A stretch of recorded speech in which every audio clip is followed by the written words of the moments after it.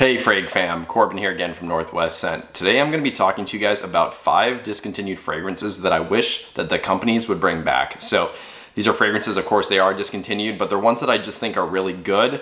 Generally when a fragrance is discontinued, it's because it doesn't sell well and the company just doesn't think it's worth producing anymore. These are ones that I do wear and reach for and I really enjoy them a lot.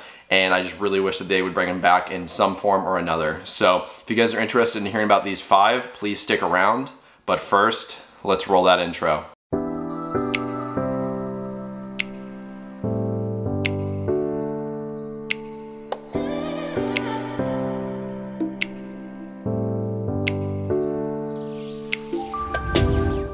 All right, welcome back. So I'm not gonna lie, it's pretty late at night right now. I think it's like 11 o'clock. I'm pretty tired, I had a long day of work. Nonetheless, we still have to get this video done. So I am just pointing that out just in case I do come across a little bit lethargic on camera. I do apologize. As far as this list of fragrances, there is gonna be an honorable mention and we are gonna jump into that spot right now. And at the honorable mention spot, it is Creed Aventus. And I know what you're saying right now, that is not a discontinued fragrance. Corbin, what are you talking about? And no, you are right. I am referring to this older style of Creed Aventus, more specifically, as you can tell by the atomizer, this is the first formulation of Creed Aventus. This is actually batch 13NB01. It is actually etched right down here in the base. I don't know if that's gonna show up on camera or not. Get it to focus maybe. Yeah, it says right here. I don't know if it's showing up or not, but again, it is batch 13NB01, which means it came out in 2013. So this is the first formulation of Aventus. This has most of the normal notes that we know about in Aventus: pineapple, bergamot, blackcurrant, vanilla, musk, rose, patchouli, etc., etc. However, what the newer formulations are missing is cade oil, also known as birch tar. That's what Aventus was known for back in the day. When people say Aventus is smoky, they're referring to these older formulations because of that cade oil, which, like I said, it's also known as birch tar. It's this really dark, smoky, kind of pungent ingredient, and they got rid of it just because a lot of people were allergic to it, or a decent amount, enough where they actually had to change the formulation of the older styles of Aventus. So it got completely removed from Aventus. Nowadays it's not in here at all. So anything you have nowadays is not going to be anywhere near the amount of smokiness or woodiness that these older styles had. And for this particular batch and most of these older ones, especially when you first spray it on, you get this ultra smoky, almost like a lit cigarette kind of vibe on top of all the fruitiness and the sweetness that you get with all the other ingredients. So you could kind of imagine modern Aventus, but with like a lit cigarette or like campfire smoke, just kind of blended into it. And that's what you get with these older styles of Aventus. You can also tell by looking at the juice, it is crystal clear, which usually an older batch of this style would be like a dark yellow, but because of this particular formulation, the ingredients just didn't age into like a yellow color. It stayed crystal clear like this one, so I really prefer this older style of Aventus, and I wish they never reformulated. So again, I'm not referring to Aventus in general, but I am just talking about this older formulation of Aventus, which I really, really dig. So again, at the honorable mention spot, that was Creed Aventus, the original formulation. Now finally cracking into the top 5 list, starting us right off, we are talking about Armani Mania. Let's get it all in focus there. There we go. So this is a fragrance I've talked about before. I think it was in my first discontinued fragrances video that I did way back like 2 months ago. Anyway, when you look at this bottle, you would think it is an Armani code flanker, which honestly it is not. They just kind of basically adopted the same bottle style for this fragrance, although it is, again, it is not a flanker. There's no DNA of the original Armani code in this one. You can kind of tell that it is an Armani fragrance, but it doesn't have any of that like sweet tonka bean in here. What this one is all about is mandarin orange, saffron, cedar, and then vetiver with a nice kind of clean fuzzy musk in the base. And there is some more ingredients than that, but this is a really, really nice wearable woody designer fragrance. So like I said, this focuses around cedar. Here the cedar doesn't come across so much dry, but it's kind of like a crisp, refreshing, peppery cedar. The mandarin here is very prominent, provides this nice, sweet, citrusy touch. So it's not so much on that sharp kind of bergamot side of things. It is a little bit sweeter, but it still does kind of have like a zinginess to it where it gives you a very refreshing touch. The saffron here just adds a little bit of the spiciness in the background. It doesn't make it smell oriental or anything like that, or like Eastern smelling. Just adds, like I said, like kind of like this nice spicy touch. You know, the vetiver here, it's a nice clean citrusy vetiver. There's nothing dirty about it. And that musk is just in the base, you know, kind of being the stage for all of these different ingredients to play on, so to speak. And it's not overly complex, but it just smells really nice. Maybe a little bit dated at this point. You know, it doesn't smell like a brand new DNA, but I think it smells really nice. This is very versatile. You know, this is something you can wear basically anytime, anywhere. It has a classiness to it where I think you can wear it dressed up, but this is gonna work well just kicking around the house in a robe at the same time. And then, you know, for every situation in between, I think this would even be okay in the gym. You know, it is refreshing enough to be used in that particular situation as well. So this is just a great, well-rounded designer fragrance, easy to wear, yet there's nothing that really smells like this. Like, it is kind of unique. It stands alone, even though it is kind of a simpler DNA. So just a great, well-rounded, easy to wear designer fragrance from Armani. One that I really wish they would bring back. Again, that was Armani Mania. So next at the number 4 spot, we're talking about a fragrance from Givenchy. This one is called Play Intense. So I understand why they got rid of this fragrance. It didn't seem to sell very well. You didn't see it talked about a ton in the fragrance groups and whatnot. Of course, the gentleman line and even the gentleman only line, those get a lot more love, and you do see those get discussed a lot more than this fragrance did. Nonetheless, I still think it is a great fragrance, and I still wish it was around. Right now, it's not at price gouging territory yet. You can still find this for under $100 for basically a brand new bottle, but it's gonna be getting up higher into the triple digits here really soon, I imagine.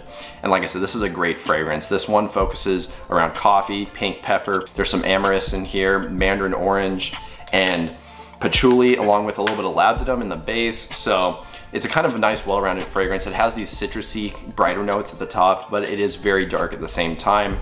It definitely is more dominated by that coffee and the tonka bean and then the pink pepper. Those are the 3 most prominent notes. So of course, the coffee, it adds this nice bittery touch to it, but it is a sweeter coffee. It's almost like a mocha, I would say. You know, it's kind of like a chocolatey, sweet coffee kind of fragrance, but it does have those brighter citrusy notes at the top, and you can definitely get those at the opening. And then as it dries down, it becomes a little bit darker and greener, actually, with a little bit of this leathery touch from the labdanum. So it's like a nice coffee designer fragrance. What you can compare this to is Salvatore Ferragamo Uomo Signature. It is somewhat similar to that fragrance, and they both do share quite a few notes. I think this one actually smells a little bit better in my personal opinion, just a little bit higher quality, and I prefer the scent on this. This also has similarities to Axe Dark Temptation, which might not sound like a good comparison, but if you've smelled that fragrance before, you'll definitely be somewhat familiar when you smell this one.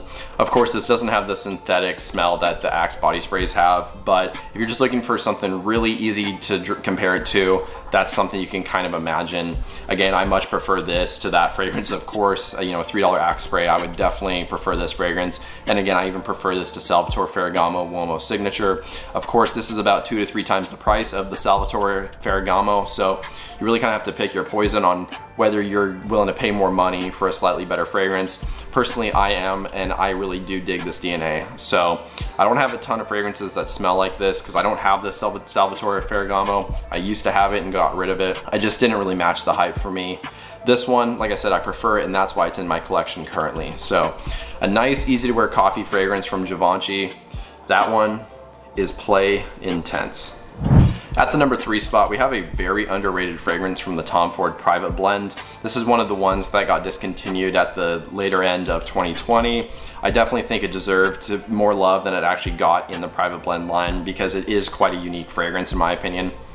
This one, again, is from the Tom Ford Private Blend, and it is Oud Mineral.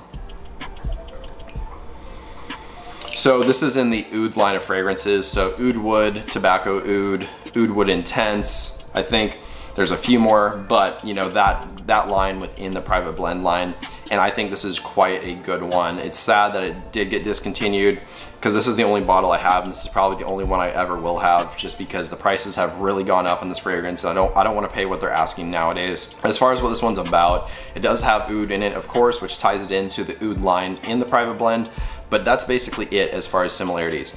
This one has sea salt in it, there is seaweed, there is sea notes. There's some styrax in here, there's pink pepper, there's a few other fragrance notes as well. I can't remember all of them, but this one is very oceanic smelling. So when I first bought it, I didn't really know what to expect. Oud mineral.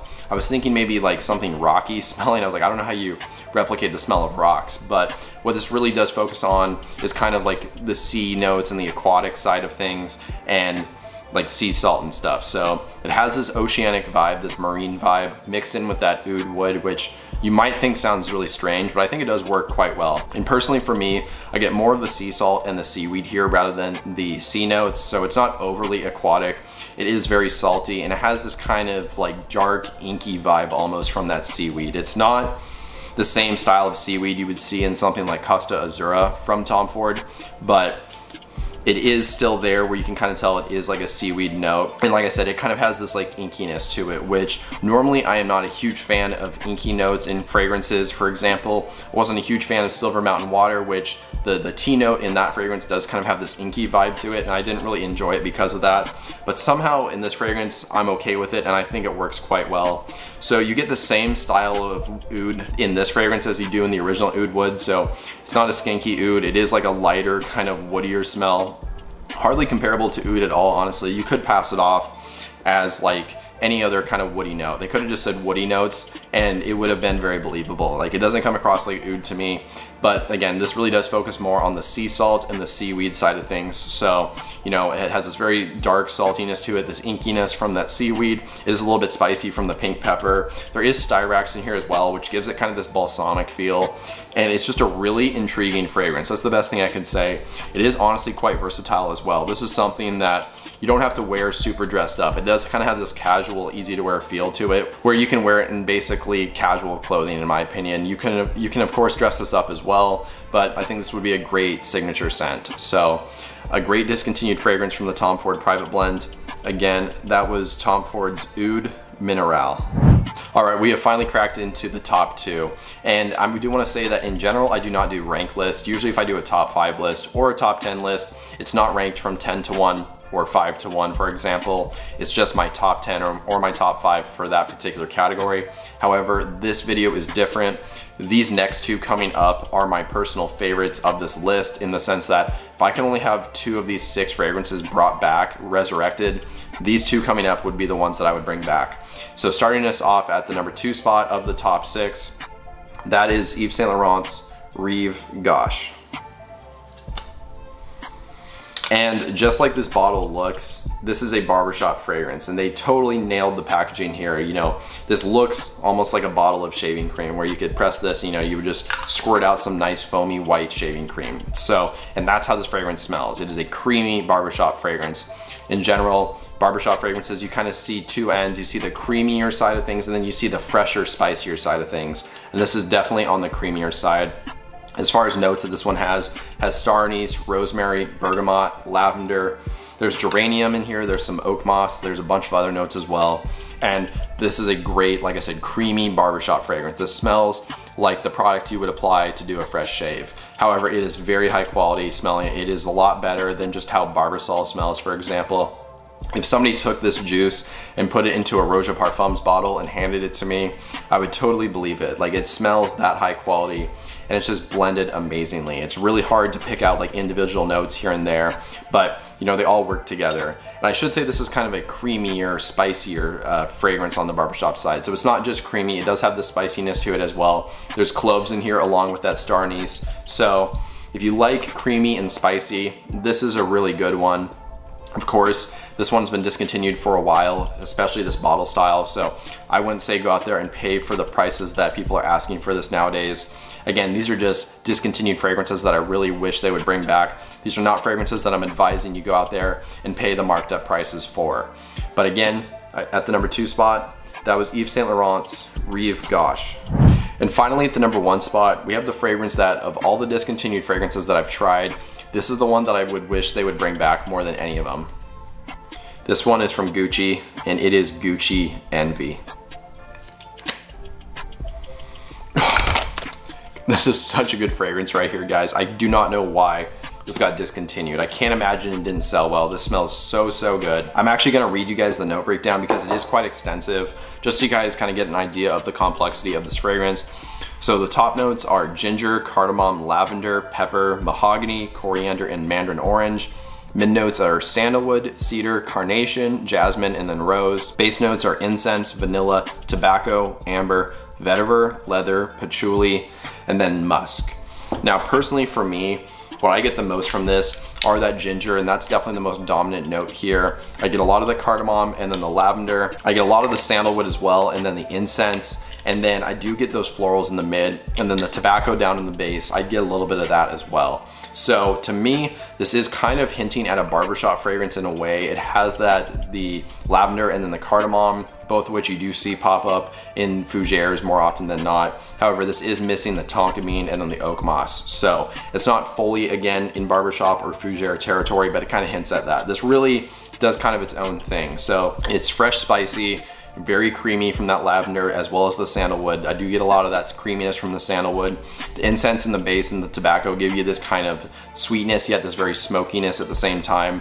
But that ginger at the top is so dominant, and I really think that's kind of what you get prominently from this fragrance. It gives you this crisp, fresh spiciness on top of all of the sweet, spicy, creamy nuances that you get from everything else. You know, a little bit floral in the mid, and this is just such a good blended fragrance. It's really one where you're gonna spray it on, you're gonna have a hard time picking out a note here and there. You know, they blended it so well and it smells so good. I do not know, again, why they got rid of this fragrance. I can't imagine it didn't sell well, but maybe the house just wanted to move on and, you know, focus on some different projects. So a great, great fragrance from Gucci. This is the best discontinued fragrance I've ever tried. That was Gucci Envy. Well, there you guys go. Those are my top 5 discontinued fragrances that I wish they would bring back. What are some fragrances that you've tried that are discontinued that you wish they would bring back as well? I'm really curious. There's lots that I haven't tried, I'm sure. I wouldn't call myself a discontinued fragrances collector, but these are ones that I have picked up and I've really enjoyed. If you guys enjoyed this video, I would really appreciate dropping a like just to show your support, and then that way more people can see my videos on YouTube. Additionally, if you want to write a comment, just let me know your thoughts, as well as maybe some new video ideas or topics. That would be great too. And since you're down there doing all that stuff, if you've not already, if you could hit the subscribe button and then the bell notification, that would be amazing. That way you stay up to date on new videos whenever they get released going forward. But with all that out of the way, that's all I really have for you guys today. So I hope you have a good one. Stay healthy, stay wealthy, and smell great.